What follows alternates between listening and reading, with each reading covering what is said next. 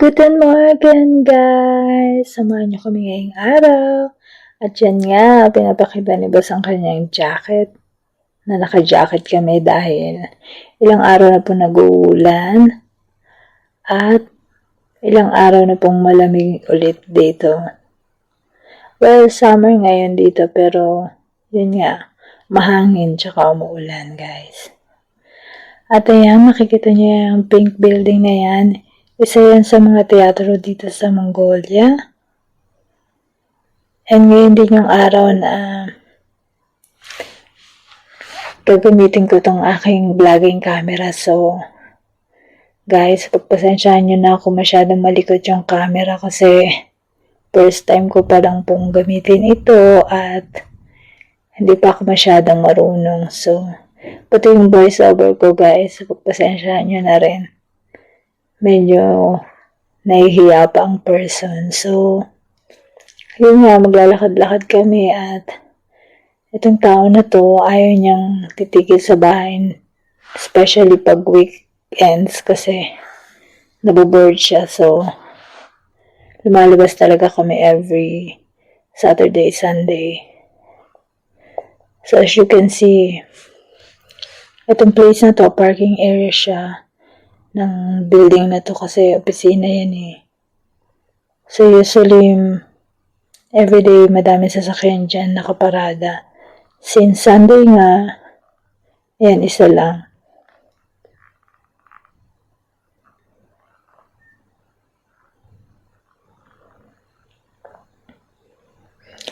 At guys, tignan nyo yung ulap sa likuran namin, napakadilim.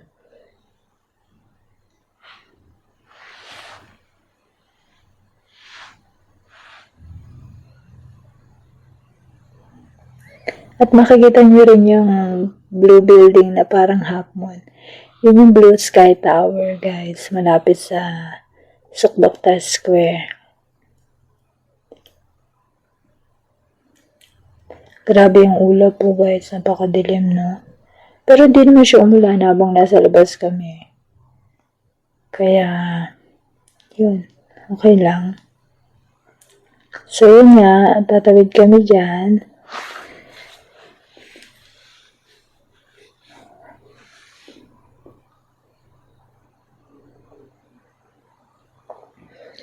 At guys, makikita nyo din dyan yung puting building sa likod namin. Ayun yung building kung nasan yung apartment na tinutuluyan namin ni Boss. Sa Yamba Tower.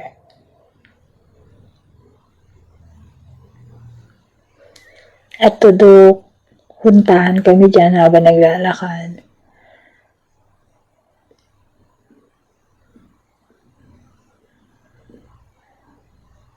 At ayun, makikita nyo, empty ang kalsada kasi medyo maaga pa dyang time na yan. I think mga 10:30 lang. Tsaka yun nga, malamig kaya wala siguro masyado pang tao. Pero nung pauwi na kami, yun, medyo matraffic na tsaka madami ng tao sa daan. Ayun nga, may nakita pa kaming pulis sa may pedestrian. May nagbanggaan palang sasakyan. At dyan din kami tumawid ni Boss. Papuntang department store.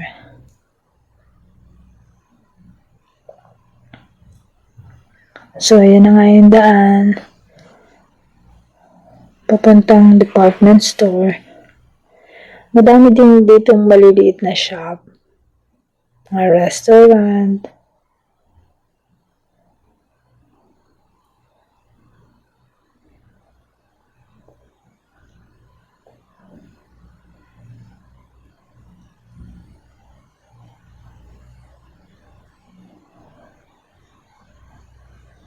Pasensya na kayo guys kung masyadong paikot-ikot yung aking camera kasi pindot ako dyan ng pindot. Kaya yun.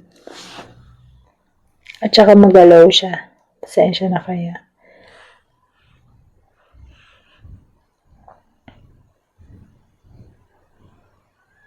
At saka makikita nyo yung pink na stall na yan. Tindahan niya ng ice cream guys.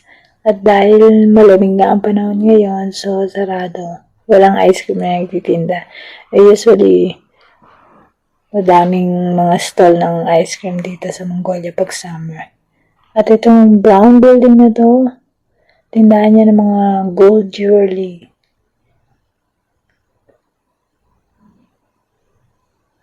At saka yung mga teapot or teacup ng mga Mongolian.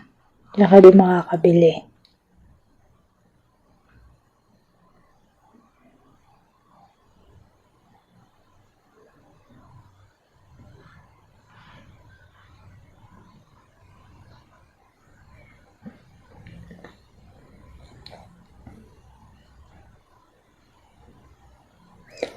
At ito naman yung salon kung saan ako nagpa-manicure ng 1 linggo. Magandang gumawa yung babae, malinis. At very cheap lang siya. 55,000 to create gel polish na yun, tsaka cleaning. So, ganda siya. Baka every month dyan ako magpa-manicure. At ito yung maliit na shop na yung damitan. At ayan guys, malapit na tayo sa department store. Kaya nga pala kami nagpunta dito sa department store kasi kakain sana kami dun sa restaurant dyan sa may gilid na may mga grill. Gusto ko kasi kumain ng kebab at saka yung rice na may raisin and carrots. But yun nga, sarado. Kaya sabi ko, pasok na lang kami ng department store.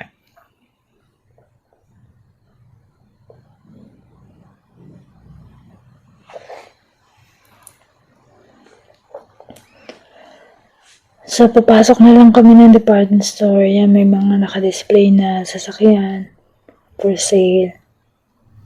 Brand new. Pero, maharlika siya, guys. Kaya, tingin lang. Okay na yun.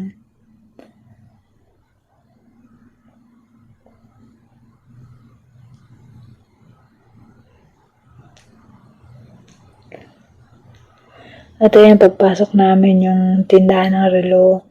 Naka 20% siya. So, tingin lang din kami ni boss.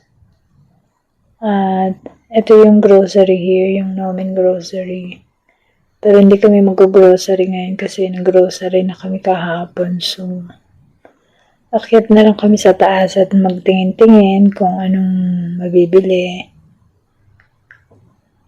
Baka may mga sales. So, nagpasok kami sa mango shop. May sale naman pero maharlika pa rin. Kaya we decided to go out in the shop.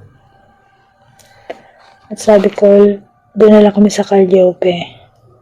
Kasi nakita ko yung mga red sign. Guys, ibig sabihin sale yun. So, nalalaki yung mata ng person sa mga red tags. Kaya yan. Nagtingin-tingin kami dyan. Pero wala din naman ako nagustuhan. Kaya lumabas na lang kami at ito lang ang nabili namin. Binili ako ni Boss ng jacket for this season. Ano siya, waterproof and windproof na jacket. Same lang ng company ng jacket na suot ko ngayon na pink. So, sabi niya, tignan namin yung restaurant dito na sa lugar na to.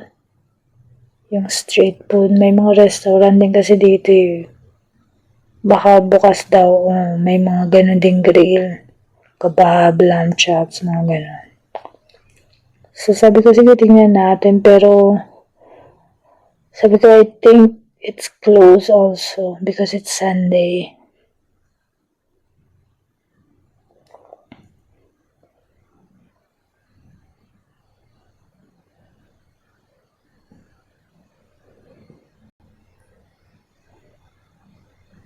And yun, so makikita nyo din yung mga scooter na yan.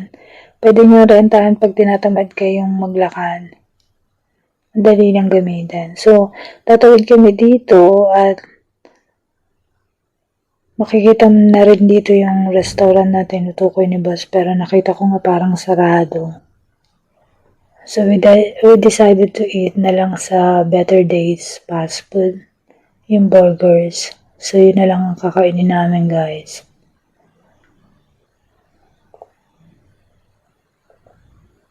So, yun lang, guys. Thank you for watching.